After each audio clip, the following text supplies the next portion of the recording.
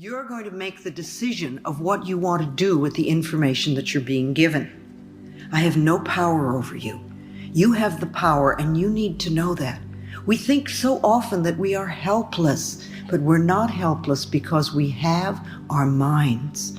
We have our minds, and you shape and mold your life from moment to moment by your thoughts and your beliefs and your attitudes.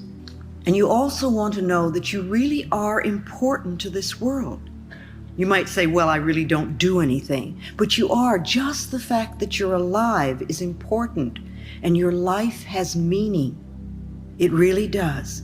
And you can contribute to the peace and the harmony of this planet just by using your mind. Now, some people get involved politically, and some people march, and some people do Peace Corps, and some people help feed the homeless and do all sorts of things, and that's fine. But you can also contribute to the peace and harmony of the planet just as much by how you use your mind.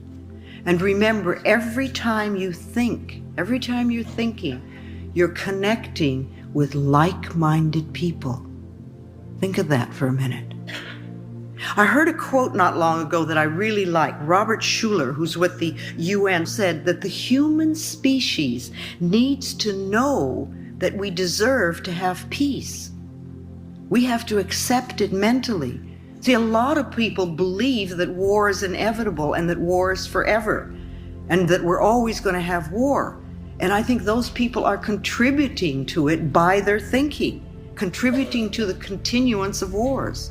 But if we know that we deserve to have peace and that it is possible, it can become true for us. And as we begin by creating peace within us, and then within our small circle of family or friends, and at our workplaces, and then we let this peacefulness ripple out, we will find more and more peace on the planet. So remember that practicing inner peace will help us to connect with like-minded, peaceful people all over the world. Spirituality connects us all over this planet on a soul level. And the sense of cosmic spirituality that we're experiencing now is just wonderful. When I talk about spirituality, I don't always mean religion. You know, religions have a tendency to separate us. And religions often tell us who to love and how to love them, and who's lovable and who isn't. To me, we're all lovable. I really believe that we are all worthy of love. For love, to me, is the only thing that's going to bring about lasting positive changes to our planet. Our spirituality is a direct connection with the ultimate higher source, and we don't need a middleman for that. Begin to see our spirituality connecting us all over the planet on a very deep soul level. So what sort of like-minded people do you want to connect with? Every time you get into judgment and criticism, you're connecting with like-minded people out there who are judgmental and critical. And this will come back to you. Remember, what we give out always comes back. And every time you meditate, you're connecting with like-minded people out there who are meditating. And meditating to me really means just closing your eyes and going within and being quiet long enough to hear your own inner wisdom. You really have the answers within you. You have all the answers within you. And you need to quiet down long enough to hear them. And that, to me, is the purpose of meditation. It's a connection with yourself, with your higher self. So every time you do that, you're also connecting with other people who are also doing that. And every time you do a visualization for healing your body or for healing the planet, you're also connecting with like-minded people who are doing the same thing. And several times during the day, you might stop and ask yourself, what sort of people am I connecting with now? Just sort of catch your thoughts where you are. And are you sort of going, oh, grumble, grumble, grumble, it's all your fault? Or are you thinking thoughts to create inner harmony and inner peace? Because if you create inner harmony, you're going to have outer harmony too. Remember, if we want to heal the world, we really have to start with healing ourselves. Because the center of your world is where you are. You are the center of your world, and so are you, and so are you. Each one of us, we are all the center of our own world. So the world goes out from us like ripples in a pond. And when we create harmony inside, when we're peaceful within, then that goes out into the world. That harmony and that peacefulness radiates out, touching people and places and things. You know how it is, somebody can walk into a room and they don't have to say a word, and you can be attracted to them or you can be repelled by them. We react to what they're giving out. Somehow we feel those vibrations. We pick up what people have going on inside of them. So let's make sure that we are radiating harmony and love. I believe that in order to change the planet and to change other people in our lives, we need to first change ourselves. We need to love ourselves. We need to be willing to contribute to our own inner peace and inner harmony. And we also need to be honest with ourselves. You know, we're so good at hiding from ourselves. But if we're going to make changes, we need to have self-honesty. And that doesn't mean putting ourselves down, but it does mean being willing to see what is within us that needs changing. It's very self-destructive when we lie to ourselves. It's not loving ourselves, and it's not being nourishing at all. We need to be honest with ourselves, and we also need to be honest with other people. And we need to learn how to say no in a loving way. And not always yes, and then do things that we don't want to do and then resent it because we weren't honest enough to say no. And I don't think it's so easy to be honest with other people until we can become more honest with ourselves. And the main value of being honest is that whatever we give out in life, we always get back. And this works on all levels. If we belittle or judge others, then we too are going to be judged. If we're always angry and blaming others, then we encounter anger wherever we go. If we steal someone's time, or if we take away someone's self-respect, or if we refuse to acknowledge someone else's good work, we can expect these dishonest actions to boomerang back to us as negative experiences. On the other hand, every time we treat ourselves with respect, every time we nourish and support ourselves and others, this also comes back to us as positive experiences. No matter how we may try to justify it, dishonest actions never work. They never work. And the more you get on the spiritual pathway, the quicker it comes back to you. When we take something that doesn't belong to us, whether it's a paper clip at the office to major shoplifting or robbery, we are in effect telling the universe that we don't feel worthy of earning our own, and that we're not good enough, that we believe that there isn't enough to go around, that we want to be stolen from. Or we may believe that we must be sneaky and grab to get our good. You know, if we believe that it's a dog-eat-dog world, then we're going to get eaten, because that's the way it works. These beliefs prevent us from experiencing abundance because they put walls up around us, and you don't get to experience the joy and the peace and love in your life. If we take from life, life will take from us. It's that simple.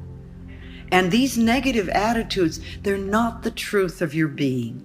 You are a divine, magnificent expression of life, and you deserve the very best. You have to know and accept this. Our planet is abundantly plentiful, and our good always comes to us by the right use of consciousness.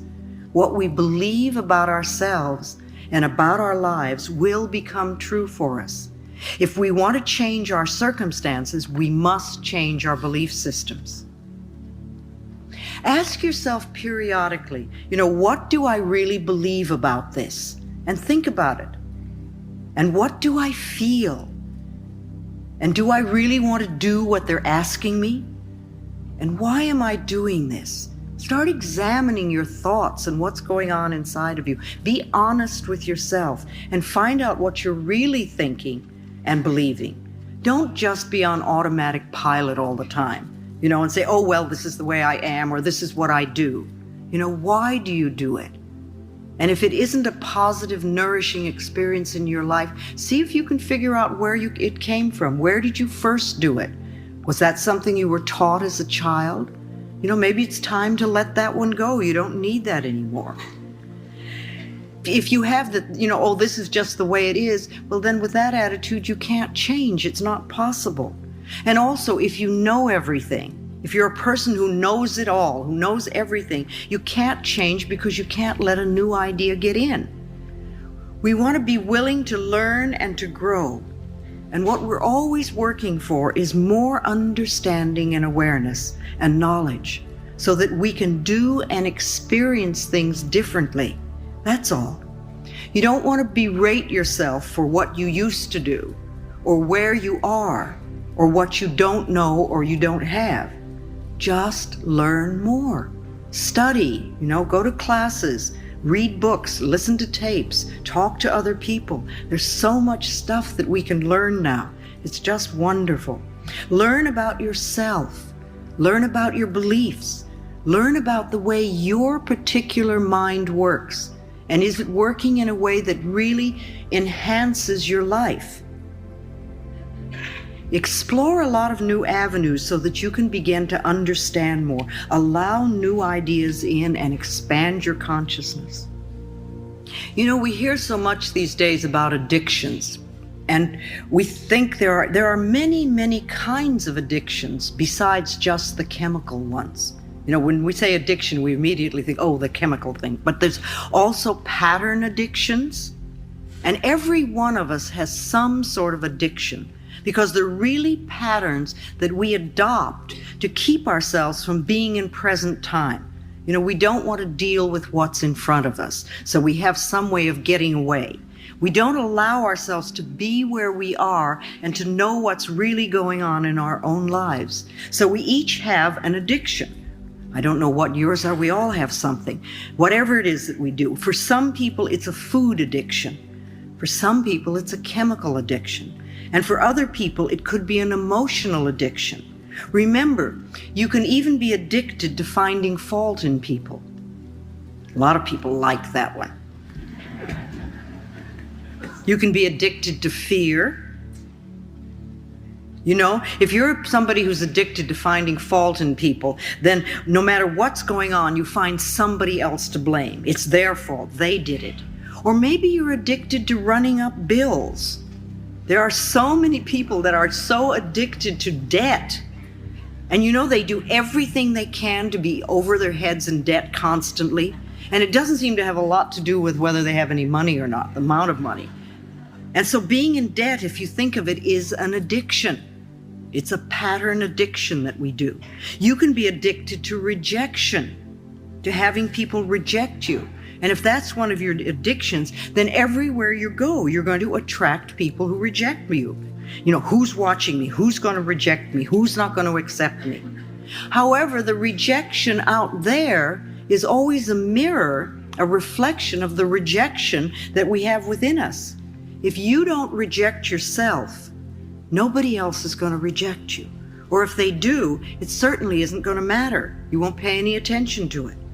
If you get upset because other people are rejecting you, you have to know that's because you're rejecting yourself. And so ask yourself honestly, how do I reject myself? Where am I not accepting? So you might think about addictions and what addiction do you have, and could you change your addiction, your negative addiction, into a positive one? If you're going to be addicted to something, why don't you be addicted to loving yourself? Or addicted to doing positive affirmations, or addicted to something that really supports you and loves you. In this world, mankind is connected to one another, not by physical or verbal means, rather by something much deeper, a spiritual link.